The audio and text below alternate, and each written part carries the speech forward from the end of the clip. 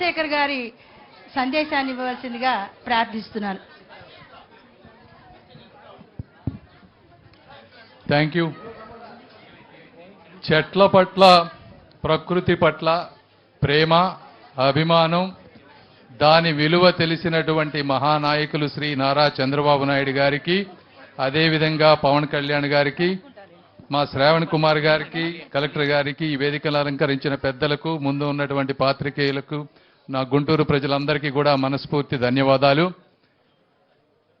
నేను చిన్నప్పటి నుంచి మొక్కల గురించి తెలుసుకున్నవి మూడు విషయాలు. ఒకటి, మనం ఒక విత్తనం నాటినప్పుడు అది విత్తనం భూమిలో ఉంటుంది, డార్క్నెస్ మధ్య ఉంటుంది, అన్నిటినీ ఛేదించుకొని బయటకు వస్తుంది, వచ్చి ఒక మహావృక్షమై ఎంతో మందికి నీడనిస్తుంది.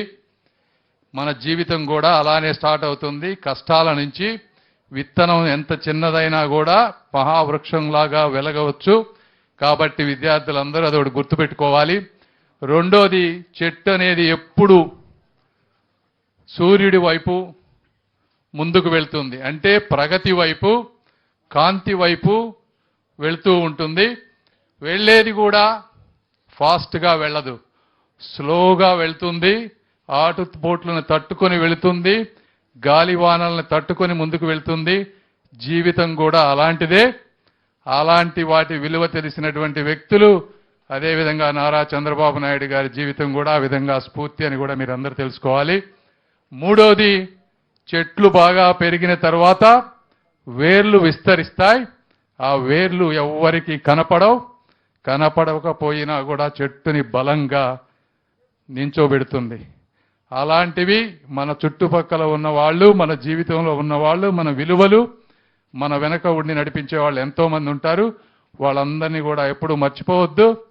కాబట్టి ఈ విధంగా చెట్టు రూపంలో నేను జీవితాన్ని చదివాను. అలాంటి చెట్లు ఎన్ని ఉంటే ఈ ప్రకృతికి అంత మంచిది. ఈ అవకాశాన్ని ఇచ్చిన మీ అందరికీ కూడా నా హృదయపూర్వక కృతజ్ఞతలు. Thank you. ధన్యవాదాలు సార్.